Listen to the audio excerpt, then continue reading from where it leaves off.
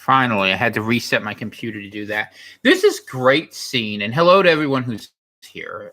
There's this great scene in the John Hughes classic Planes, Trains, and Automobiles where Steve Martin comes off this plane and he's given a rental car and he's taken to a rental car parking lot, right? And when he gets to the parking lot, they drive him there and they give him a space number. You get to the space and there's no car there. And so the bus leaves him there and he has to walk.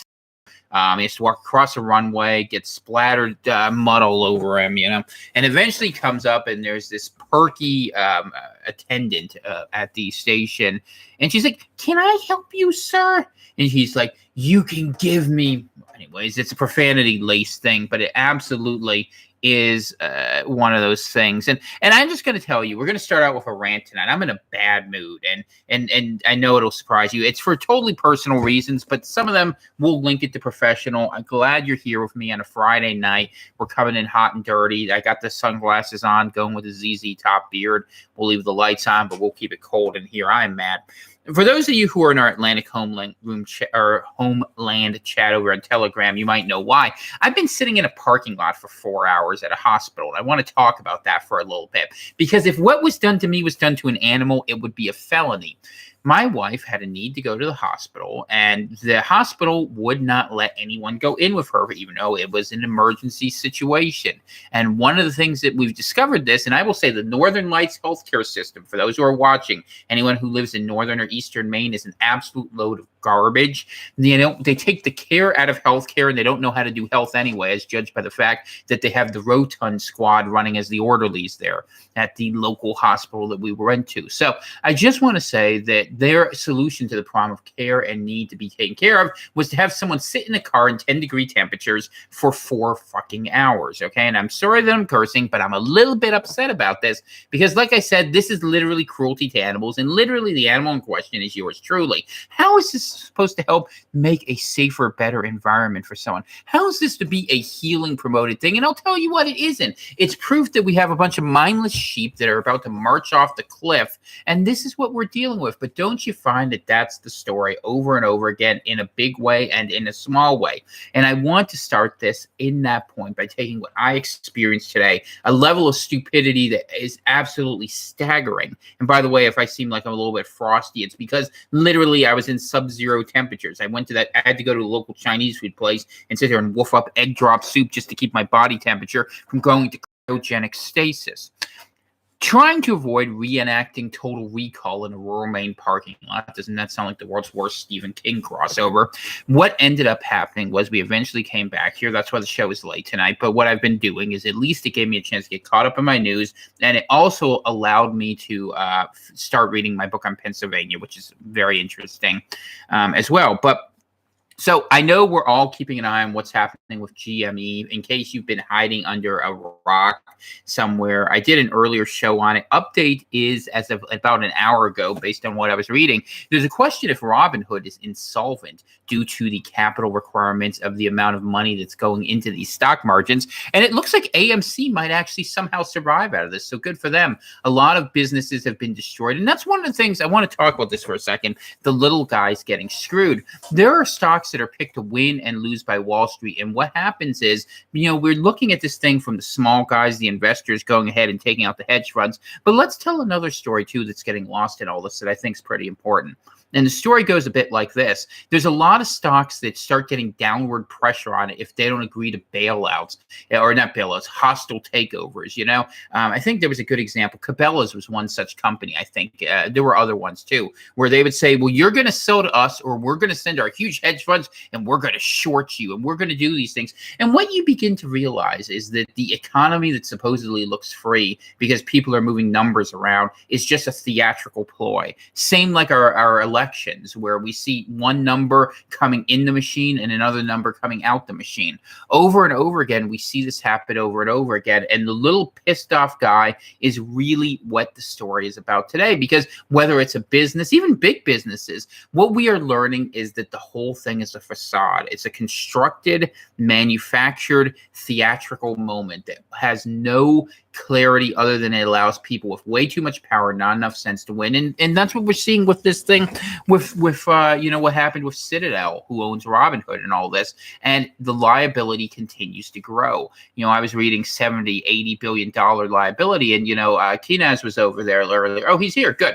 We talked a little bit earlier today, and he was telling me he was watching an interview on CNBC, I believe, where Mark Cuban was saying it costs him $1 each day that they have a short on a stock, that they're not getting rid of it. And so in the same way that you and I have been bled to death by taxes, user fees, and by the way, that introductory 13.99% rate that Delaware is known for, that ends up being 31% the minute you sneeze the wrong way or your card gets bounced out of a gas station ATM. We are finding that, in fact, people are starting to fight back. We are seeing other stocks being shorted.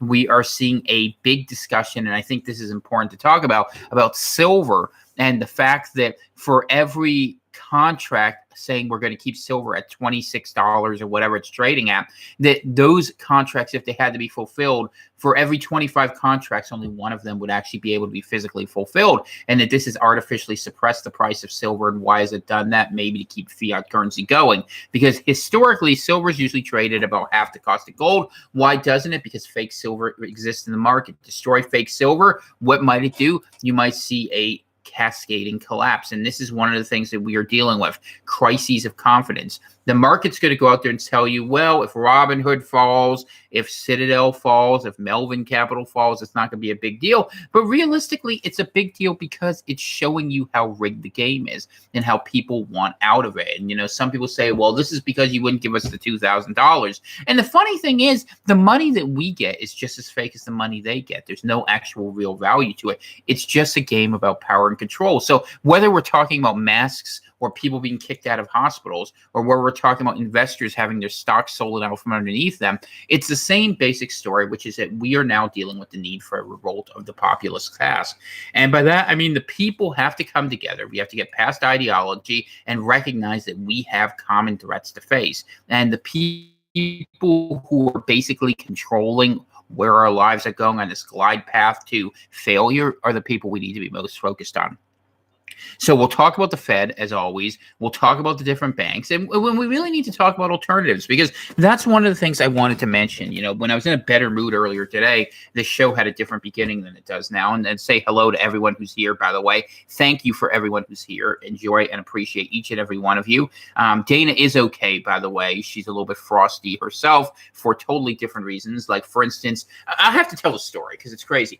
That literally, they gave her a hard time at the hospital because she plugged in a heating pad. They're like, well, we have to make sure that heating pad is approved for our electrical system. It's an outlet. It's not a nuclear reactor. We're not having cold fusion here in Ward B. But yet this is what we're dealing with. And, this is what happens when you put people in a system who have authority and no intellect to use it. And I get that. We're all trained to be drones today. And the few of us who are not are going mad because we have to deal with this stupidity. And that's what the story is about. We need to go ahead and start checking out of the stupidity. So one of the things I wanted to do is I wanted to transition this conversation a little bit into talking about what's happening with free states and why am I connecting that? Because a lot of people say, Tom, you have these big ideas, how we do this, how many people in a city, what the lines on the map look like. Why are you doing all this when we can't even open a store? I'm doing it because I'm creating a trajectory that goes from A to B to C to D. But I'm really doing it because this is an incredibly simple thing when it really comes down to it. It's a mindset change where you say, I am not going to be a servant anymore, and I am going to take authority for how I live. And in order for that to do that, you have to be able to imagine it. I have to get out here and I have to paint a picture for you, telling you what you're fighting is a moral struggle and it's a righteous struggle. And it wins when you say, look, I'm not wearing the mask anymore and the business isn't staying closed. And if you come in and you come in here, that's fine. You want to send cops, we're going to keep it open. And that's where this is going to have to get to. At some point, we have to stop being bullied. We are Ralphie in the Christmas Story, okay? We're the cute little dorky kid who has that ugly, mean, kind of nasty kid coming at us. And one day we're going to do this thing. I look like Porthos from Three Musketeers, but we're going to go ahead and we're going to have to fight back, and we're going to have to start doing that. And how does that start happening? The problem is they pick us off one by one. And if there's something we can learn from what's happening with GameStop, is that the power to the players is in the numbers game. It's when we go ahead and say, you're not doing this to us. And we keep saying, well, we can't fight them. They have the law. We can't fight them. They have the money. We can't fight them. They have the guns. They're wrong. We have to fight them. We have to win, or we go into a future where we have fences around us and those creepy Boston Dynamics dogs chasing us around. If you want to live in a Black Mirror episode, do nothing. Or just build a bunker. But if you actually want to change that, you have to take authority away from the crazy people. You have to say, I do not recognize what you're doing is right, what you're doing is just, what you're doing is good, and say it and convince and persuade other people. And that's what I do. That's what Free States is all about. And look, I know that things go, we get momentum up and we get momentum down. People are like, well, why can't we make things change now? Because we're not organized. We don't have the courage and the mindset yet to do it. We have leaders starting to emerge. Some of them are in this chat. We have some brilliant people. We're going to have solutions. It takes a little time. It takes a little planning. But when we come out there, we're going to say something you're not ready for. And it's this. Your government is fake. We're going to offer you a better alternative. You're willing to pick a different soda brand. You're willing to pick a different bank. Some of you are even willing to pick a different currency. Are you willing to pick a different government? And if you are, and you're willing to say, this is legitimate and this isn't, the eternal lockdowns aren't good. The theft on a massive level is not the answer. That the bailout of the hedgies that's going to come is going to be the thing that you have to accept. Well, you know, they won the election. No, they stole the election. And I got news for you. Election's been stolen a long time. It's a bad system. You don't believe me? Look what happened to Dick Nixon in 1960. Not the first time. And even if you go ahead and win a fair election, look what happened to Ronald Reagan after Jim Brady got shot. We can go through all these different things. We can go through the history of it. It's been control mechanisms, and how you fight against control, you become uncontrollable. A government has to fear its people, and they don't fear you right now, not enough. They did theatrics, and they put a bunch of people out there. And am I saying go off half-cocked violently? No, because that's what they want. You don't do what they want. You have to destroy them by taking away what they care about. What do they care about? The power that we give them. And how do you change that? You stop giving it to them. They don't deserve it. So if you got money to blow and you want to buy GameStop, go for it, man. Got no problem with that. You might not make money, but you're making a statement. And if you are willing to say that your faith is greater than your money, well, then you know what? You're on the path Christ talked about, where you can fight evil in this world and win. Because you recognize it's the loyalty to one another. And that's what we're seeing. Class consciousness form at a level that transcends ideology, where we recognize for a long time we've been watching the left hand take the right hand against each other. And look, there are issues we disagree on deeply. That's fine. I own all that. But what we have to agree on is we don't have choice in our lives anymore. And we need to begin taking that back one step at a time. And we're working on it. I am excited to announce that we are working to bring all the Northeastern states together to work as an assembly, where we have some of the best minds in this country working on a solution for you. We are inviting our friends in the Midwest to do that. It is really exciting. I'm excited to see that the people in Dixie are taking leadership for themselves. If you live in the states of Tennessee, Georgia, North Carolina, South Carolina, Mississippi, Alabama, and probably Florida, when it's all said and done, they're starting to think. The band is coming back together. The Texans, they were already organizing on their own. We're giving another vehicle for that to happen. And people all around the country, even in states you never hear about, are talking to one another. It's a good project. It's a necessary project. There's a reason why when I was on Jeff Rent's last night talking to thousands of people, that they started interfering with my phone call, because you know what? They don't know what to do with me. And I'll tell you why they don't know. I'm speaking truth. That's what I got.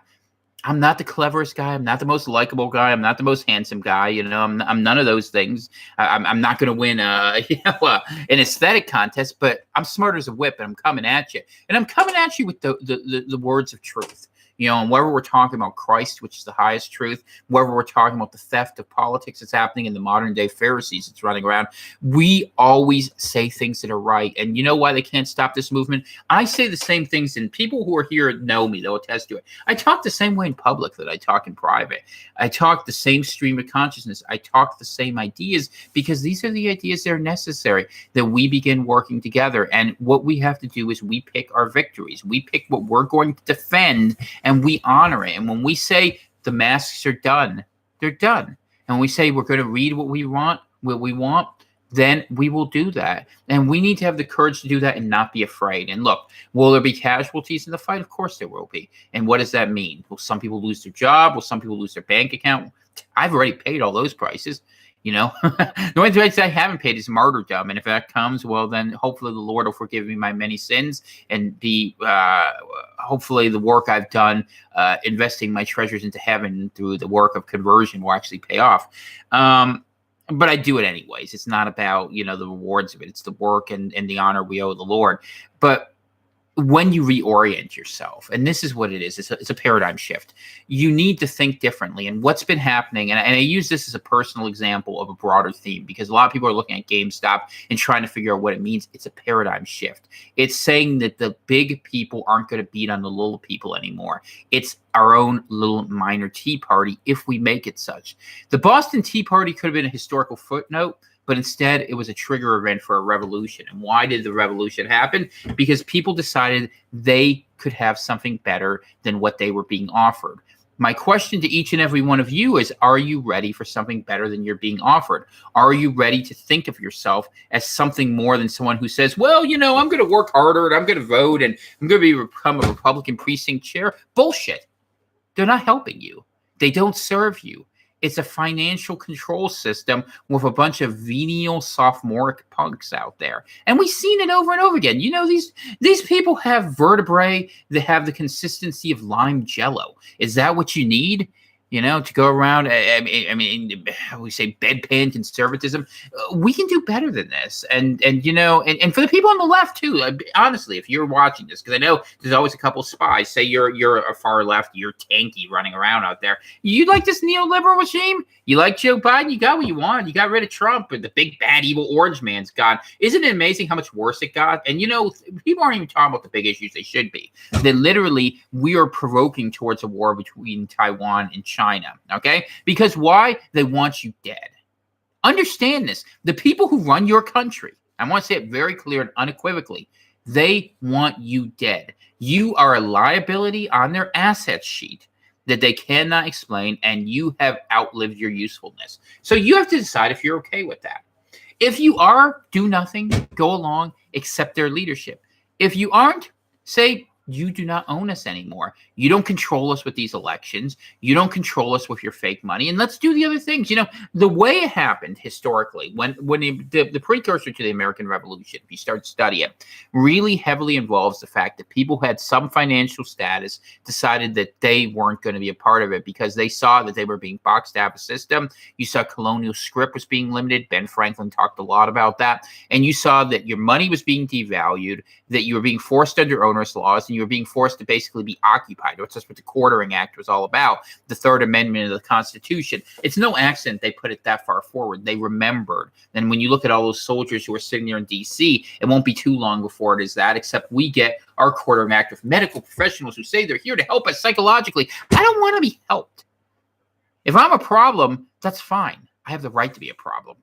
And I have the right to be difficult, and so do you. And I'm not saying that because I believe in rampant individualism. By any means, you all know I don't. Nonetheless, we have reached a point where we need to go ahead and be much more aggressive and assertive about what we say. We're going to put some more ideas out there. And, I'm going back on Jeff Rentz next week. I'm going to put it on a landline, and we'll see if they interfere again. And I'm going to go talk about free states again, and we're going to go get hundreds more people, and we're going to get thousands more people, and we're not going to quit. And we're going to come out of this with countries that make sense, a government that serves the people. And will it be a democracy? I don't know. Republic, monarchy, who knows?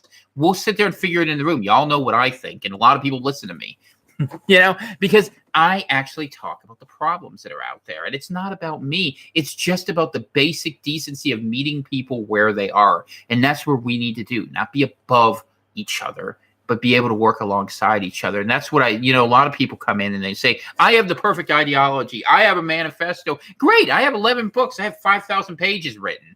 You know what? It doesn't matter. What matters is what you can persuade people to do together. And you guys here are leaders, you're thinkers. So when you bring people in and I bring people in, every one of us brings one person in. Every one person brings 3 more people in. That's how it happens. That's what it takes. And people are like, oh, I'm going to run away. He's too radical. He's too this. She's too that. You know what?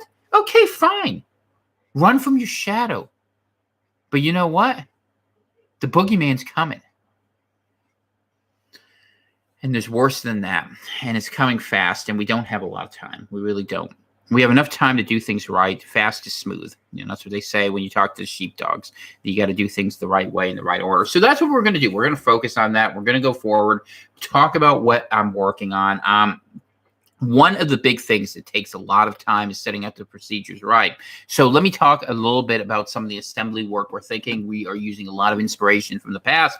Every state gets a delegate. Eventually, we'd like every state to have 3, but for the preliminary assembly group, we're going to have 1 for all the ones in our area, which is, as of right now, Virginia to Maine, and with hopes that we will include our friends up in Canada. And in fact, if you want to draw a line all the way to Missouri, we would be more than happy to include all those. And why? Because everyone wants to get out.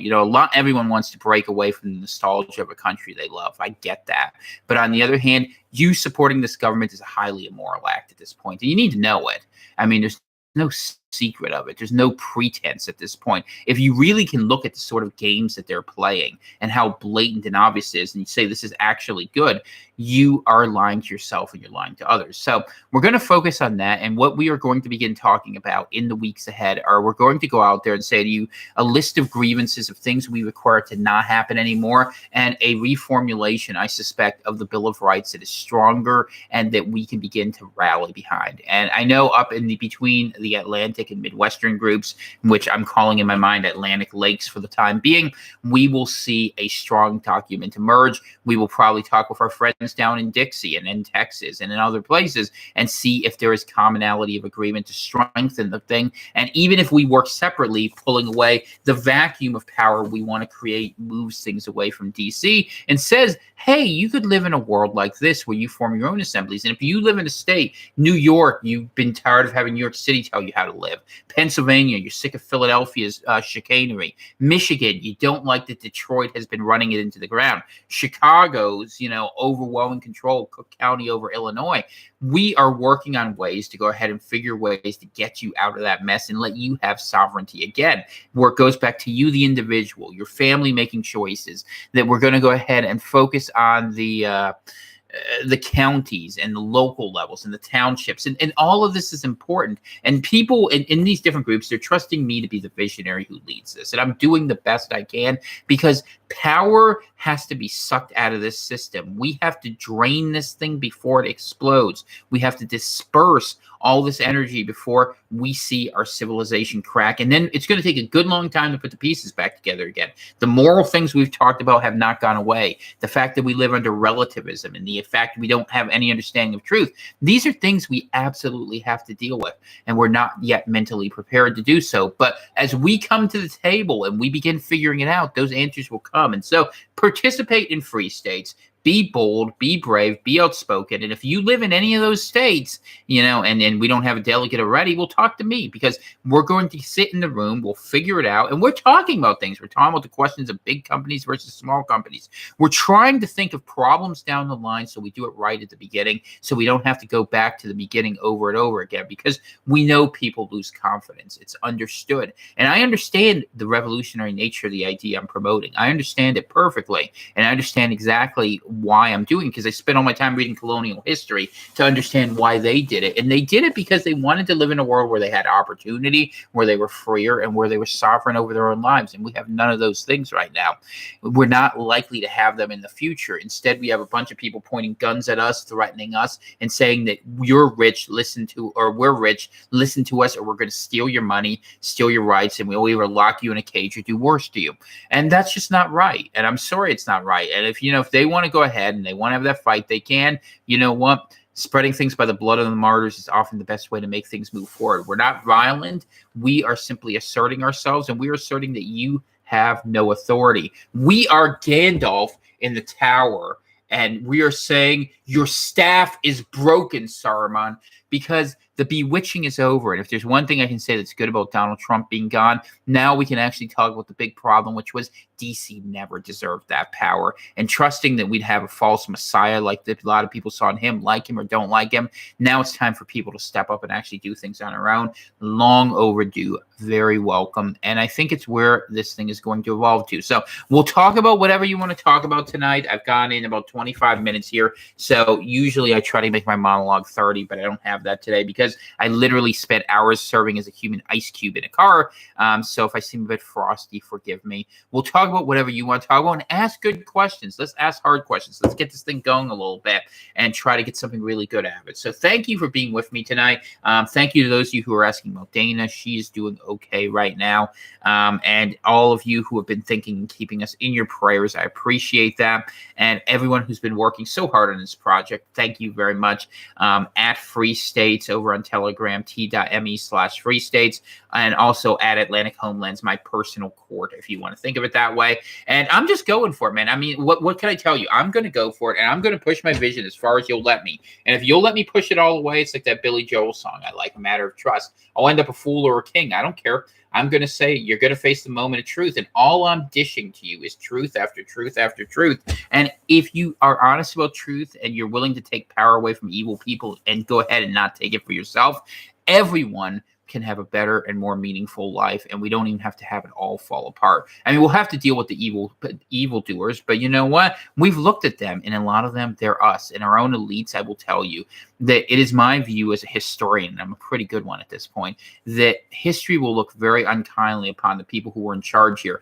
Elites in a society do have certain benefits, but they also have certain responsibilities. And the juvenile licentiousness they have practiced and the self-indulgence that they have gone forward with represents the most banal ideology I've ever seen from a ruling class. And when they go ahead and find themselves pilloried by the people they've so long rebuked, one cannot for a moment say that it wasn't richly deserved. And that's where it's going. And look, I'm just telling you what's going to happen.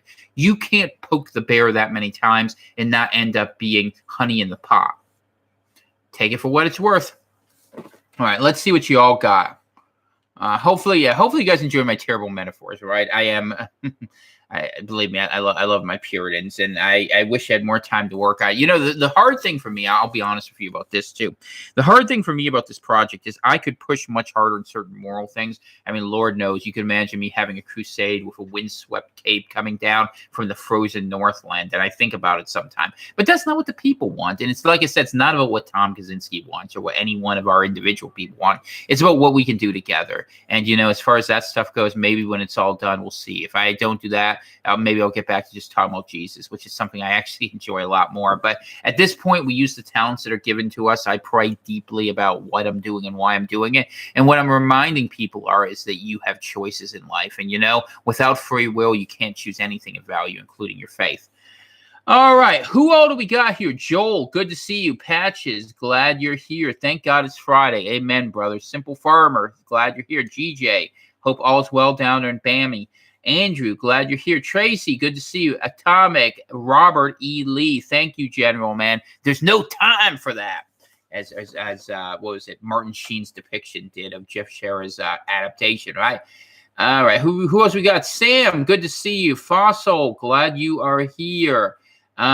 Skeptical, howdy. How long before anal swabs in the U.S.? Let me answer that one. That's a good one. Yeah, you know, I think they honestly just do this to demean us. I really think that's the case. You know, they could just do a little blood test. They could do so many other things. Like, it's ridiculous. They're going to put 4 masks on you because the whole thing is it's a psychological exercise at this point about intimidation and destruction of a person's sense of self. And you know what? The first time you say no, you're going to feel so good and so happy. And you know what? I understand that people are like, well, I don't want to lose access to something because I'm going to make a stand for myself. And I get that. That's why we don't do foolish things. I was in the Free Main group today, and someone was asking me, why don't we go and stand up and open front of a business? It's because we can't do anything until we do everything. And we are figuring out how to do everything all at once. That's what we're going to have to do. And when we do, we're going to see where people stand if they have the guts to do it. I'm all in. So let's see what happens. Hopefully it's out there. There's a reason why my phone calls are getting intercepted. You know, they don't like when I get busy. They want me to just sit there. Hey, Tom, be calm, be calm. I'm not calm. I'm not happy. You're not taking care of me. You're taking my civilization away. You see, I don't want to live in a gulag. And this is personal to me. I'm going to tell you something I don't usually share, but this is incredibly personal to me because what happened was my family's history. 1918, we were some of the last people to escape before the Bolsheviks started taking control in major cities in Russia. So my family fled from there because we watched this happen. And then they set up shop in New York, and it goes into my mother's line and all that. So this is something where clan, it wouldn't be Clan Kaczynski. It would be my mother's side. I don't want to get into all the genealogy of it, but this is a second chance, and we're not going to screw it up this time. America is not going to make the mistake that Russia made. And really, it was imposed on Russia. If you know the history of the Soviet Union and how it actually came about, you know it was an imposition. It actually, in a lot of ways, it was like the bankers. It's a lot what we're seeing now with GameStop and this whole play about how they played shorts is a lot how Soros actually helped break the ruble. And they may break the dollar. They may be trying to break the dollar on purpose. Understand, there are foreign powers in this play. This is a deeper, harder, more complicated story that anyone understands, including us. We don't know. All we can do is watch and comment on it. But what we can do is choose what we accept coming out of it. And I'll tell you two things. One, I'm not fighting for this corrupt regime under any standard. And number two, I'm not accepting their ready-made solution. And I don't think you should either. We'll come up with something better, and we'll work faster. We'll work harder. Lord knows I can work more. I can do more. You know what? I'll lose a couple more pounds. It's fine. All right. How is everyone tonight? Is everyone having a good night? Tell me you're having a good night, man. I tell you what, I am a ball of nerves tonight, and I could just bounce off a wall. I mean, all I need is a straight jacket, and I'd have a good time. But you feel it, can't you? Paul Singer, man, skeptical nailed it. If you look at the history of how big healthcare works, it's really corrupt. I'll just put it to you that way. All right. Good evening, my friend Kanaz. Good to see you, buddy. Glad you're here. Robert E. Lee, I'm researching the fall of Rome, and in my opinion, the end of Western Rome is quite similar to what's going on in today in primarily America, but the fall of Rome is highly debated. Well, Gibbon blamed it on the Christians. I don't think that was the problem with it. I think some people have blamed it on the wealth and that they were unable to bring in wealth from plunder and tribute. But I've always blamed it to decadence. If you want to read about theories of fall of empires, go read the great book by Sir John Glubb talking about that. You can find it if you look. What it will tell you is that, what are you giving me? Oh, okay. I'll deal with that later. Thank you.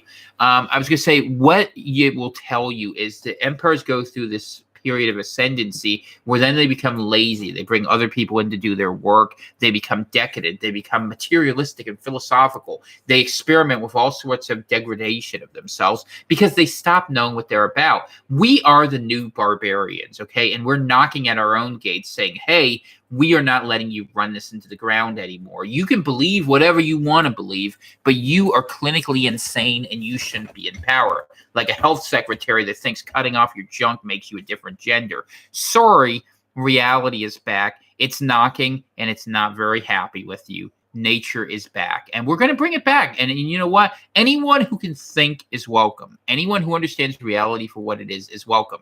Will we be graceful to each other? Of course. Will we allow people to repent? Yes. But we are done with saying 2 + 2 = 5 because you tell us so, okay? And you can name me any name you want in the book. I'm not here to attack anybody. But on the other hand, I'm not going to let you attack me or my friends. And let me tell you something. I'm good at making friends. People like being with me. The Toothless Wonder. That's yours truly. Good old Friar Tuck. Dana's had way too much fun with that little joke of hers, by the way. Y'all are having the same thing, but that's fine. I can laugh. I can be jolly. I take it as a compliment, man. I'm like a mosquito. I keep buzzing until I suck blood. All right. Let's see. I will have to check out Gibbon. Yeah, Gibbon's definitely worth checking out. For one to win, all one needs is passion. Passion cannot be learned. It cannot be faked, and it cannot be bought. It's natural. It comes from within. Alan, I agree with you, brother. Man, that is a good word, and I support that. And the root of the word passion is pain. That really, you think of it like the passion of the Christ. It's willingness to have enough pain to go ahead and come out the other side. Because what will really is the willingness to stand against where everyone else says. When everyone else says no, you say yes. When everyone else says yes, you say no. And to stand and turn the tide through the force of moral conviction. You can do that. You can move a mountain if you know that mountain needs to be moved. But you can't think, it would be nice if it would move or it'd be good if it would move. You have to really believe it. And the question is, do you have that conviction? That's what we need. You need conviction. And why is the word conviction used? Because conviction means two things. On the one hand, it means this sense that you're fully committed. On the other hand, what does it mean? It means that you are caught in that moment where you don't have a choice. And sometimes, if you really are passionate about something, you feel that way. Like people, when I talk about my faith, for instance, I don't say, well, I want to believe in God or I follow God or follow Jesus because I think these things. I believe believe it as an existential truth, or an essential truth, I should say, where it's just true to me. And I live in a world where that's how it is. And I look the same way with these moral fights that we need to have going forward. And we need to be willing to do that and be honest and just say, well, I have to make deals. We make a bunch of bad bargains. Every day we take our 30 shekels and we go running with it and think ourselves so clever. Keep this straight and narrow path, man. If you just go ahead and blast right through that like a light beam, every bit of darkness will flee from you. And don't let it stop you. That's what you got to do. That's how it is. That's moral victory, man. And the moral victory worth winning, not one where you're just defeated. The 1% is terrified. They need the system, and the system is collapsing, writes Jules. It is collapsing, and you know why it's collapsing? They mismanaged it. They mismanaged it terribly, and you know what? We should hold them to account. We absolutely should, but let's make sure we keep our eyes on who is being set up to control us. We have to be very smart about that. I agree with that. Power to the players. Amen. Alan writes, the whole entire system is corrupt, has been for a while. There's no difference between the sides. I think that's true. Daniel says, I think at points they won't let me make comments. Well, I'm sorry to hear that. That's annoying. I've had a lot of things, and they do have us demoralized, man. But you know what? We're going to fight back. And every day, you know what? I get up here and I bang away at it. I'm not writing books right now because I'm investing my energy, giving up my financial wherewithal. That's my GameStop, to go out there and to lead people forward. And I spend my day swatting people who come in there to go post strange ideologies and people who are just trying to cause problems so that we can find that critical mass. I don't need a lot of people. I just need the right people. We're getting close. We're getting real close to having them. Because once we put ideas out that are so good and so simple, it's just like when Martin Luther nailed his 95 Theses on the door.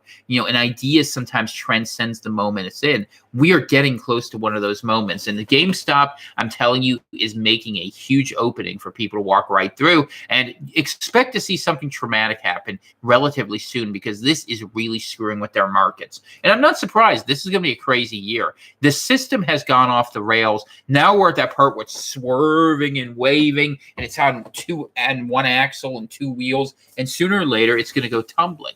And I don't know what's going to push it over the edge, but it can't hold together much longer. And it's real simple why it can't. Nobody's invested in it. And I've never seen more people checked out in their lives. And why wouldn't you be? I mean, this is terrible, and we all know it.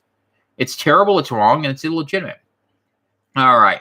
Let's see. Brosif writes, it will be made illegal to refuse medical treatment for your health and the safety of others. Well, if they come to you where they say they're going to hold you down and they're going to go ahead and force vaccinate you or force medicate you or do whatever, then you know what you need to do in response to that. And it's not that hard. At some point, the right of self-defense becomes an imminent thing that must be exercised, and we'll put it that way. I'm sure you're right. I've had the same issue. All right, what we got here? I would totally write books like you, Tom, but I'm waiting until I'm a little older because no one will take you seriously.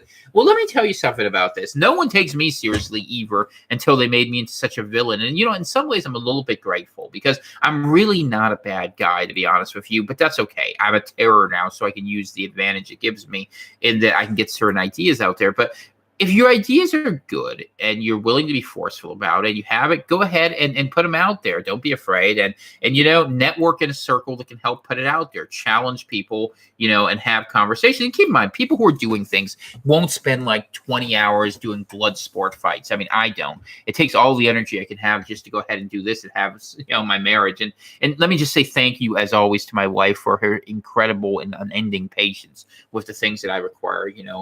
She makes a lot of sacrifices for this to work for all of us. So I appreciate that. But yeah, don't be shy of putting it out there, man. And if you have to put a pseudonym, go ahead and put a pseudonym. It's fine. And if you think you have a really big thing to contribute, Free States can certainly use some people like that. You think you can really do something big? Try to persuade me. I judge people based on their talent and their ability. That's all I do. And is experience a part of it? Sure. I mean, the one thing I've noticed, this is my own personal take on it, and as I get older, it becomes clear to me, is that young people fill in their view of human nature with undue optimism, and maybe older people have undue cynicism. But the reality is that collective identity is as important as individual identity, and that people do behave in certain ways, and you have to be honest about the nature of things. Reason only works if you have an accurate assessment, and the problem with youth is that we just don't know what we don't know. And I don't say that to be mean, because I was that way once too, and I know that sounds so boomerish, but it's really true. And so just as long as you have a realistic assessment of human nature, if not, we'll light you up on that. And hey, it's a good thing. Take a rebuke from a brother in a good way. Lord knows I get about 10,000 1,000 a day. I'm not even kidding. You should see my message board. I'm just like, okay, not looking at that today. Yay. Okay, what else we got here? The left is demoralized. They can't complain about Trump. They don't like Biden, Harris, or Pelosi. They won, and things are worse. They're starting to realize they're incapable of being happy. They don't want to be happy. You know, the truth of their ideology, these are Maoists, and Maoists believe in perpetual revolution. Equality makes no one happy. Why would it make you happy? It's squalor. It's moral. It's a moral morass. It's the agreement to settle on mediocrity. And instead, you need to seek something better. It's like I said, we need to orbit around a brighter star that we imagine. Faith at the center of it, that works for me. That's what guides me. But those values work pretty good for society, even for you few heathens out there that need to go ahead and convert. And I'm going to keep working on you, by the way. If I manage to pull this off, I expect every non-Christian to be taking up the cause for us. And why? Because it will be proof that even an idiot like me, you know, in the Bible, God literally has a mule talk to go ahead and make the point, and I'm as much an ass as you'll ever find. So consider that if something good comes out of this, that it really is divine intervention, because it ain't me. I wish it was me, you know. I tried to do things under my own strength, and you know what happened? I failed. But I've got good at falling upwards, man. That's a good life skill. You know, I'm like, oh yeah, I suck at this, but hey, let's bring that guy along, and here I am, you know, hanging out, chilling with my friends here on a Friday night, having a good time, wearing sunglasses, and you know, talking about how we rebuild Western civilization. Who would have thought that we could do this? And we're just sitting here having this conversation. That really, one day, if you think about this, these talks and your comments may very well be archived if we just have the courage to follow through on the convictions we already have. I mean, it just takes a little bit of guts. And you know what? It's not that scary. Believe me, I've been through all the horrible things you can kind of imagine, you know, in terms of, you know, non-violent conflict. They call you bad names. Wah. They take away your money. Okay. Well, look, I've learned how to live as a pro. I'm not going to hide that fact. That's the truth. And they were like, well, he doesn't have a regular job. Yeah, no one wants to hire me because no one wants to be true because everyone is scared. Everyone's living the big lie, the Goebbels type lie where it's so big everyone has to go forward with it. And I'm not going to lie, man. I'm just like a firefly that's swatting around all happy and buzzy till you get stung. You know, then you wonder, what the heck was that thing? Anyway, but I think you're right, Jules. I think it's true. I think they are demoralized, and they should be demoralized because they were mindless automatons that supported anyone. And I will tell you, I believe, and I've said this before, that Bernie Sanders got screwed in the Dominion thing by Joe Biden. I believe Joe Biden's on the pay for probably the communist Chinese, amongst other actors. And I believe that on some level, that what is also happening is that the people who are in charge of our society are being blackmailed by people who are trying to destroy it. And you know what? If that's what happens, then it's an appropriate and sad ending to the American experiment. But it just goes to show you that the almighty dollar shouldn't be what we worshipped. We went down that track, and can anyone say, in all honesty, we haven't done it to ourselves? Tell me if you think I'm wrong. They lost the bad orange man and now have no target to find for their endless 5 minutes hate. You're right about that. That's very well said. Let's see. Oh, Dana wrote something. Okay. 1 Timothy 4:12. Don't let anyone look down on you because you are young, but set an example for the believers in speech, in conduct, in faith, and in purity. That's a good word. Amen. Wife always has something encouraging to say. You know, she is the better part of this equation for sure. They still have a target, you, and I agree, Robert.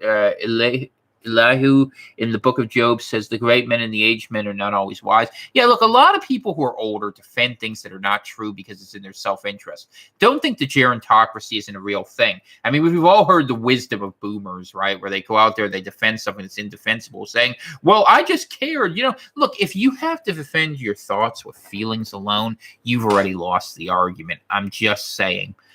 All right. Who else we got? Thank you for the encouragement. Where are we? Let me take my glasses off for a second here. Do I have, you know what I didn't do? I didn't put a glass of water out here. I wish I would have. Now I'm thirsty. All right. You know what? We're gonna take a 15-second break for station identification while I go get my glass of water so that I can actually talk to you guys a little bit more. And we're gonna continue here. Give me 1 minute. Just gonna grab this. Okay, I'll take yours. Okay, thank you. All right, you can have it back. That's fine. Oh, I can hear myself in echo. Weird. Should I do hand puppets for the rest of the show? I'm watching myself. It's so bad. Just kidding. No, I'm not drunk. I'm not high. I'm not any of those things. I don't do that anymore, at least not during my shows. There's a couple where you can see me pound a whole fifth of scotch, but I haven't done that in a while. I've been trying more focused. We all need to be better these days because the challenges are bigger. We don't have time. One day, maybe then I'll be a little bit more of a reprobate, Salvation is for sinners too, you know what I'm saying? Not that we should aim for that, by the way. That's not encouragement. That's a bad time. It's a Friday night, It's harder on Friday nights. All right, where are we? Let's continue. All right, the entire system is corrupt. No, I was past that. The entire system is corrupt, but where were we? Thank you for your prayers. The hatred has nowhere to go, so it stays with him, writes Jules. I agree. Andrew says, props to the mods in free states trying to keep the chats clear of trolls and idiots. You have no idea how bad some of them got. And I'll tell you a funny thing. People got really mad at us for shutting down or moving and creating an alternate Virginia chat, which is free _Virginia after the mod kind of just wouldn't listen. I mean, what happened there was the mod left the group. The mod group wouldn't listen to anyone, kicked out anyone who tried to be a voice of reason. And the group got so toxic that even Telegram banned them outright. And that's what's going to happen. It's going to happen in Indiana too. And we had to do some things with Delaware because there's certain people who just want to go out there and promote certain ideas that it's not relevant to what we're doing here. And look, I understand people have questions about history. I've written about it. I understand better than most people, but you have to learn to have focus. It's interesting. I'm just going to share this with you. An irony I've discovered is the people who most idolize the regime that focuses itself on will and loyalty are the people least capable of exercising it so often.